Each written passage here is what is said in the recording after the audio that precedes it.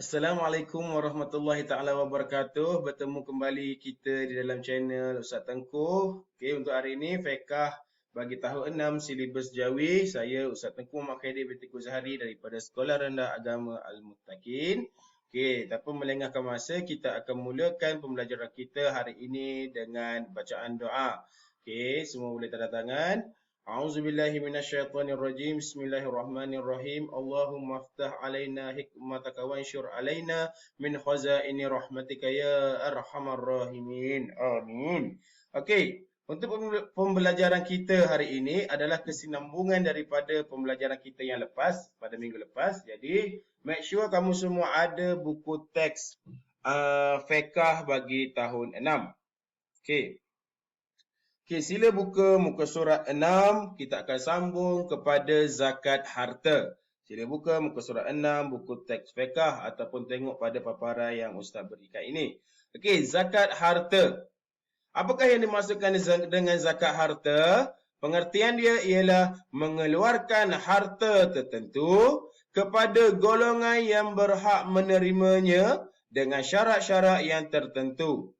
Keluarkan harta tertentu kepada golongan yang berhak menerimanya dengan syarat-syarat yang tertentu. Okey, kita keluarkan harta kita, duit kita kepada golongan yang berhak menerimanya. Siapa yang berhak menerimanya? Kita akan tengok. Dengan syarat-syarat yang tertentu. Okey, harta mana yang wajib kita keluarkan zakat? Kalau kita ada, yang pertama, ada emas, perak dan wang dengan mata wang. Kita ada banyak. Maknanya pendapatan kita ni konsisten tiap bulan dan melebihi keperluan kita. Jadi kita kena keluarkan zakat. Keluarkan, nak cuci ni harta kita ni. Yang kedua, kita ada perniagaan. Yang ketiga, binatang ternakan. Yang keempat, buahan dan bijian. Yang kelima, harta galian ataupun dan tanaman jahiliah ataupun rikaz. Okey, ada kelima-lima benda ni kita kena keluarkan zakat. Okey. Seterusnya, syarat wajib zakat. Syarat wajib zakat yang pertama, mestilah dia orang yang beragama Islam. Orang agama Islam wajib keluarkan zakat harta. Yang kedua, mestilah merdeka. Dia bukan lagi hamba. Dia seorang yang bebas, merdeka. Okey, yang ketiga, cukup nisab ataupun cukup sukatannya. Cukup sukatan. Okey, yang keempat, cukup haul. Cukup haul ataupun cukup tempohnya. Dan yang kelima adalah sempurna milik. Harta tu memang milik dia, bukan milik orang lain. Okey, kita tengok lagi yang seterusnya. Siapa yang boleh terima zakat? Okey, tengok pada muka surat 7. Kita tengok muka surat 7. Golongan yang berhak menerima zakat. Ada 8 golongan yang boleh terima zakat. Kalau kamu termasuk dalam golongan ini, bolehlah kira kamu ni memohon untuk menerima zakat. Yang pertama adalah fakir. Fakir. Fakir ni, apakah maksud fakir? Mereka yang tidak berharta, tak ada rumah, tak ada harta, tiada mata pencarian, tak ada kerja, atau mempunyai hasil pendapatan, ada kerja tapi pendapatannya yang tidak sampai separuh keperluan asas. Harta dia maknanya kerja ni kerja biasa-biasa. Kalau dapat gaji boleh makan, tak dapat gaji tak ada makanan. Sampai sebulan tu habis dah duit. Maknanya dia seorang yang fakir, tak mampu. Fakir ni dia ni lebih miskin daripada miskin. Macam tu. Okay, kita tengok apa maksud miskin yang kedua. Yang kedua ialah golongan miskin. Golongan miskin ni mereka yang mempunyai harta. Dia ada rumah tapi rumah dia kecil ataupun rumah dia rumah sederhana.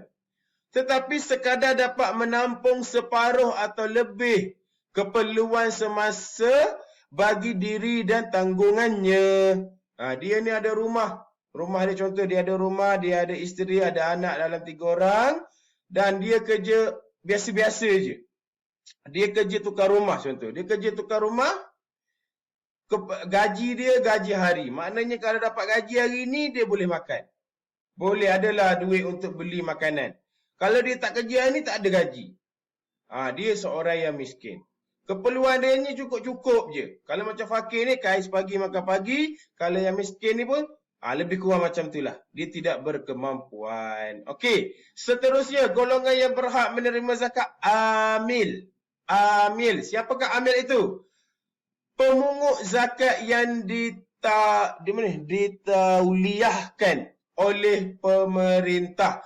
Pemungut zakat yang ditauliahkan oleh pemerintah. Kalaulah dia ni orang ataupun tu imam kat masjid tu, dia ni memohon untuk menjadi amil, dia juga boleh menerima zakat. Tapi tak banyaklah zakat dia pun. Okey, dia dipanggil amil. Biasa pada hari puasa akan ada amil yang tunggu ataupun masjid akan umumkan, okey, boleh bayar zakat kat amil. Amil ada selepas solat Zuhur, buka kaunter, macam itulah. Okey, seterusnya muallaf. Siapakah muallaf ni? Mereka yang baru memeluk Islam, baru masuk Islam. Orang Cina dulu Kristian, dia masuk Islam. Dan dia tidak berkemampuan, boleh ambil zakat. Boleh terima zakat. Bukan setakat orang Cina je, orang India ataupun orang luar daripada luar Islam ni. Tak kiralah dia keturunan apa pun, kalau dia baru memeluk Islam, kita panggilkan dia mu'allaf dan dia boleh menerima zakat. Okey. Seterusnya, yang kelima. Yang kelima ialah hamba. Zaman sekarang dah tak ada hamba. Ini zaman dulu. Zaman dulu, hamba boleh terima zakat. Mereka yang diberi peluang oleh tuannya menebus diri tetapi tidak berkemampuan. Tuan dia cakap, kau boleh tak nak jadi hamba aku, tapi kau kena bayar berapa. Pada zaman dululah. Jadi dia boleh memohon pada tempat zakat untuk bayarkan zakat untuk tebus dia. Dia tak nak jadi hamba dah. Tapi zaman sekarang dah tak ada hamba. Okey, yang keenam. Mereka yang berhutang. Saya ada hutang ni Ustaz. Boleh ke memohon? Tak semua orang yang berhutang boleh memohon zakat. Kita tengok.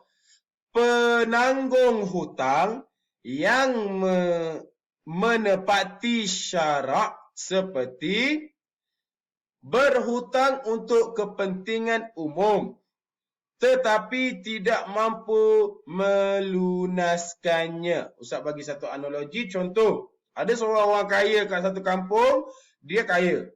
Jadi dia nak buat masjid kat rumah dia. Dia pun buat masjid.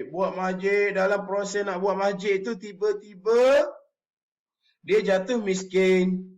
Dia dah tak jadi orang kaya, dia jatuh miskin. Jadi dia berhutang pula nak siapkan masjid tu. Bila dia berhutang, dia boleh memohon untuk diterima zakat. Sebab dia tu berhutang untuk buat benda yang baik. Bukannya kamu, kalau contoh kamu ada hutang kawan kamu pun tak nak bayar pakai duit sendiri, nak bayar pakai duit zakat. Itu tak boleh lah. Sebab apa kepentingan kamu nak berhutang dengan orang lain kan? Kalau kepentingan diri sendiri tak jadi. Tak boleh dikira macam tu. Okey, yang ketujuh adalah fi sabilillah, di jalan Allah. Fi sabilillah, di jalan Allah. Mereka yang berjuang atau berjihad demi kepentingan menegakkan Islam. Dia pergi berperang zaman Nabi Muhammad SAW. Dia meninggalkan semua harta benda semua. Habis je berperang, dia balik-balik, dia dah tak ada harta benda. Dia boleh dikira ataupun dia boleh menerima zakat. Sebab dia dulu waktu dia tak berperang, dia orang kaya. Bila dia habis berperang, dia balik-balik dah tak ada harta. Jadi dia boleh menerima zakat. Sebab tujuan dia berperang untuk ke jalan Allah. Okey, yang ke-8. Yang terakhir ialah Ibn Sabil. Ibn Sabil ni apa? Siapa? Mereka yang kehabisan belanja. Dah tak ada duit dah. Untuk meneruskan perjalanan yang bertujuan baik. Dia ni nak pergi Mekah. Nak menunaikan haji. Ustaz bagi satu contoh. Jadi duit dia dah kumpul lah banyak-banyak ni. Dia nak pergi Mekah, dia nak naik pengangkutan darat. Dia nak naik kereta. Daripada Malaysia nak pergi ke Mekah. Dah kumpul, dah cukup dah duit dia sebenarnya. Dah bajet siap-siap dah. Dia pergi sampailah kat negara mana-mana, kereta dia rosak. Lepas tu dia terpaksa guna duit belanja dia. Sampai kat satu tempat lain pula, dia dah habis duit. Jadi dia boleh memohon zakat dengan negara Islam yang mana berdekatan tu dengan dia tu. Maknanya kalau dia lalu kat negara Islam, untuk dia terima zakat bagi meneruskan perjalanan dia. Sebab perjalanan dia nak pergi Mekah untuk bertujuan yang baik. Okey. Boleh faham Ibn Sabir tu macam mana?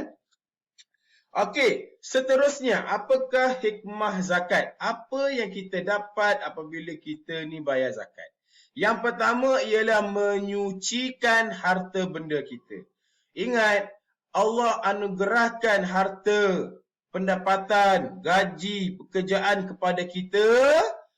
Tapi kena ingat, tak semua duit itu adalah duit kita.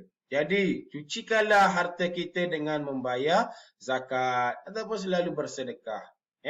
Selalu bersedekah atau membayar zakat. Okey, seterusnya hikmah zakat.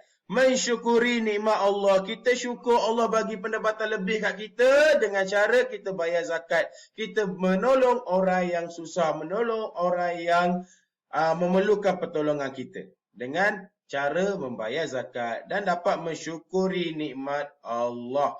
Yang seterusnya, menjauhi sifat hasad dengki. Menjauhi sifat hasad dengki. Sebab kita dah jadi orang yang pemurah, orang yang pemurah, suka bersedekah, suka bayar zakat. Dah tak ada dah sifat hasad dengki ni, insyaAllah. Okey.